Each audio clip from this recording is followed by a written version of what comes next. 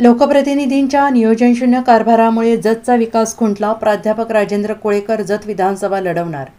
जत तालुक्यातील अंकलेचे सुपुत्र असलेले स्वकष्टातून आपली वेगळी ओळख निर्माण करणारे उद्योगपती प्राध्यापक राजेंद्र कोळेकर यांनी आपण जत विधानसभा निवडणूक लढवणार असल्याचं जाहीर करत लोकप्रतिनिधींच्या नियोजनशून्य कारभारामुळे जतचा विकास खुंटल्याची टीका आयोजित पत्रकार परिषदेत केली. यावेळी भाजपचे ज्येष्ठ नेते शंकर वगरे, रामदास दोलतडे, सचिन बोरकर, दिलीप बिराजदार, योगेश पाटील, दिनेश सोळगे, धनाजी पाटील, चौरंग पाटील, कृष्णा शेंडगे, प्रमोद मेटकरी, विकास लेंगरे, मारुती सरगर, राजू दुधाळ, नवनाथ दुधाळ, प्रमोद कोटगौंड, दादा नायकुडे आदी उपस्थित होते. मागील 5 वर्ष आपण जतमध्ये उद्योग आणि सामाजिक कार्यात सहभागी असल्याचं सांगून प्राध्यापक कोळेकर म्हणाले, स्वातंत्र्याच्या 75च्या नंतरही जतच्या माथी लागलेला दुष्काळाचा कलंक पुसला गेला नाही. ही वस्तुस्थिती सर्वांना मान्य आहे.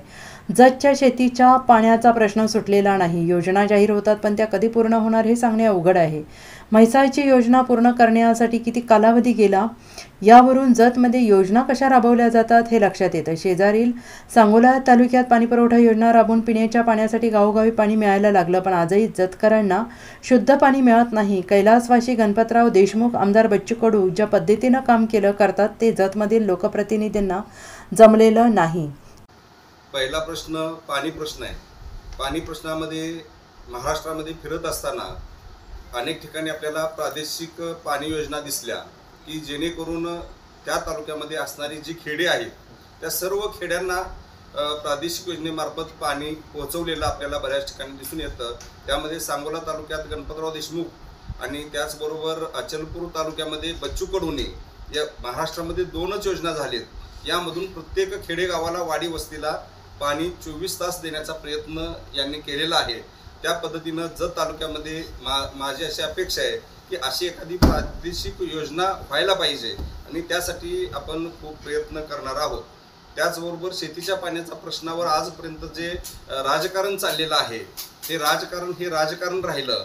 आणि जर गेल्या 6 महिन्यातलं बघितलं, ज्यावेळी प्रत्यक्ष जत पूर्व भागातील लोकांनी स्वतःहून उठाव केला, आम्ही कर्नाटकामध्ये जातो, त्यावेळी राजकर्त्यांना जाग आली आणि त्या राजकर्त्यांनी किंवा महाराष्ट्र शासनानं थोडासा म्हणजे सहकार्य करण्याच्या उद्देशानं त्यांनी काय केलं की पहिला टप्पा पूर्ण होत असताना दुसरा टप्पा मंजूर केलेला आहे हे आज आपल्याला माहिती आहे. परंतु दुसरा टप्पा पूर्ण कधी होतोय? गेली 50 वर्ष तर दुष्काळात आहेत, पण इथून पुढची किती वर्ष दुष्काळात जातील त्यासाठी आपण स्वतःहून सामाजिक आणि राजकीय क्षेत्रात उतरवून त्यासाठी पाठपुरावा करावं असं ज्यावेळी मनामध्ये आलं त्यावेळी ठरवलं की जत आपण विधानसभेमध्ये उतरवलं पाहिजे. त्यानंतर पुढचा प्रश्न वीज. गेल्या 5 वर्षामध्ये इथं राहत असताना बघितलं, जत सारख्या शहरामध्ये आठवड्यातून 2 दिवस 3 दिवस लाईट नसते. रात्री 10ला गेली तर सकाळी 8ला 9ला 10ला येते. बऱ्याच वेळा आंघोळीसाठी बाहेर जावं लागतं लोकांना. ही वाईट अवस्था आहे. आज आपण 21व्या शतकामध्ये बघतोय काय परिस्थिती आहे की 5 मिनिट सुद्धा लाईट जायला नको आहे. जतमध्ये पवनचक्क्यांचं जाळं आपल्याला फिरताना दिसतं. मग इथं एवढी वीज निर्मिती होत असताना ती वीज जाते नक्की कुठं? मग जतवाशांना त्याचा लाभ होऊ शकत नाही का? असे अनेक प्रश्न जाणवले. पाठीमागं शासनानं वन फार्मर वन डीपी हा प्रोजेक्ट चालू केला होता. मग तो नक्की कुठं गेला? किती शेतकऱ्यांना प्रत्येकाला डीपी मिळाला? मग शेतकऱ्यांची अवस्था लोड शेडिंगमुळे इतकी बिघडलेली आहे की रात्रभर शेतकऱ्यांना झोप लागत नाही की कधी लाईट येते आणि कधी पाणी मिळतं. असं वीज क्षेत्रामध्ये पण अतिशय दुर्दावस्था आपल्याला दिसून येते. यामध्ये बऱ्याच जणांचं लक्ष नाही, तोही प्रश्न भेडसावला.